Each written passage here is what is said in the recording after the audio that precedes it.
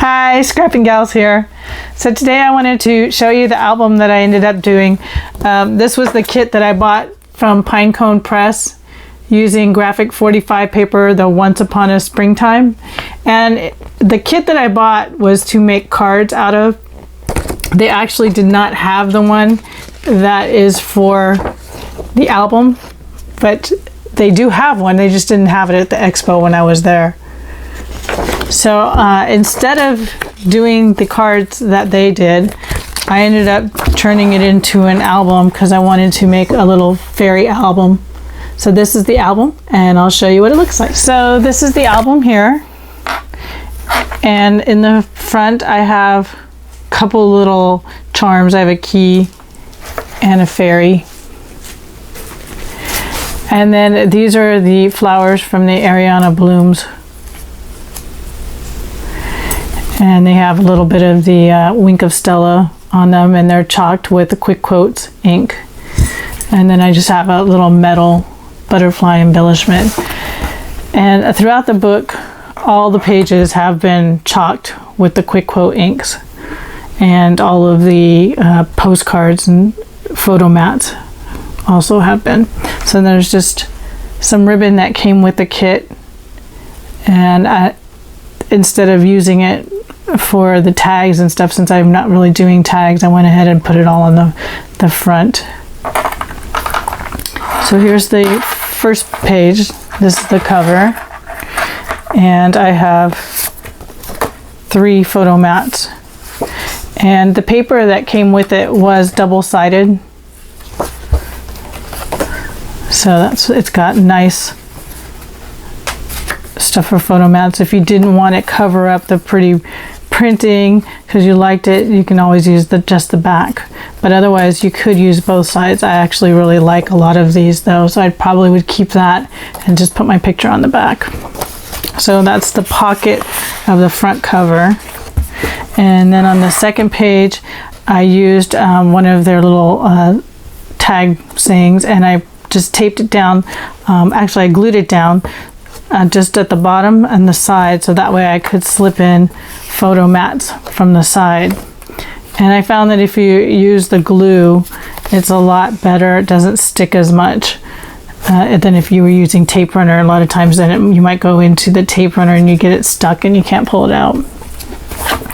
And then this page here, I really liked this page a lot. I did not want to mess with the paper too much because I really liked it. And one of the things I did do, I didn't have a lot of paper. It only came with 1 sheet of each paper. And normally, I know if you get the graphic 45 paper sheet, it's got 2 sheets. So what I ended up doing in order to give me a little bit more to play with was I photocopied it, scanned it, and then reprinted it. And so then that way I had this that I could fussy cut and put over the top of the original one, which is underneath. So you'll notice it is a little bit lighter shade, not quite as sharp as the original, but I'm still happy with the way it worked. That way I have more that I could use for embellishments, and I'll note them as we go through. And this was just another one of the tags that I put on here. So in this page I did a pocket, and then I have 3 photo mats inside it. Now this was the only original one that has the nice double-sided, and then these were ones that I photo scanned and printed. And so since I didn't have anything for a back, what I did was I made my own distressed paper using Tim Holtz distress inks. So I just used 3 or 4 colors for each of them that I thought would kind of blend with this other side. So it did a pretty good match using their different colors and mixing them. And then on this page I have a belly band with some more places to photo mat. This one's got a journaling block, and again they're all double-sided. Put a little chipboard embellishment that came with it, and then I created a flap for this side,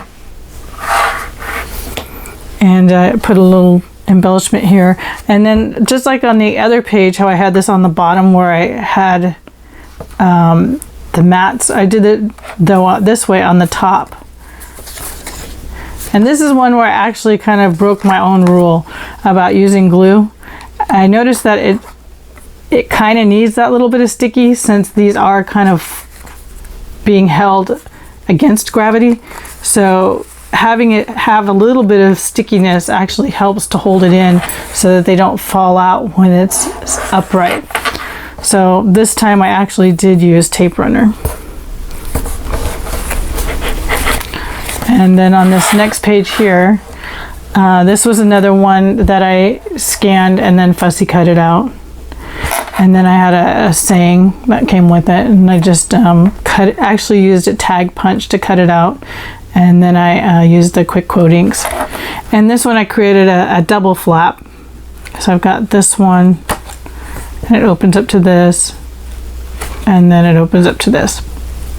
And this is another one that I copied and fussy cut it out. This too, but I wanted to be able to make a flap. So even though it looks like it's two-sided, it's because I used two scanned images and put them back to back, so I would have that nice flap. And on this one, I actually just used a tape runner and a bone folder and created a fold and did the flap that way. On this one and the other one, I actually created the fold and put it underneath the paper. So it's attached to the chipboard that's in between the pages, and then the paper's over the top. And that way I could get a nice fold on that. And then on this other page here, I did another pocket with photo mats. These are two of the original ones. And then this, again, this is another one that I created.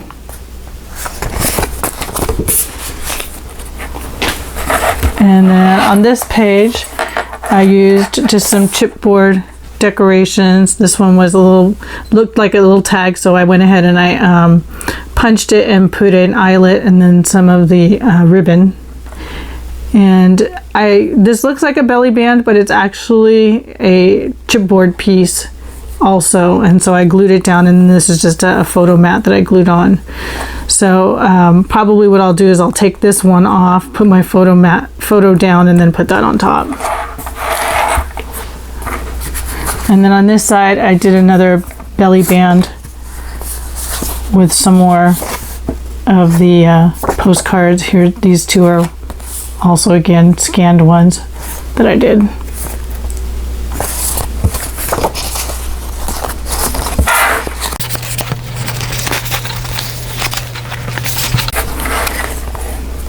And then on this one, what I did was I took their little chipboard and I put a brad through it and made it loose enough where it could swing back and forth. So it can swing up out of the way, and that way I can lift this flap here that I did. And then when I want to put it back, I can just put this back and swing this back over the top. And then on the back page, I just did one simple flap. And then that's the back cover. And that was it for my fairy album using the Once Upon a Springtime paper from Graphic 45. Thanks for watching our video on the fairy album using the Graphic 45 from Pinecone Press. Bye!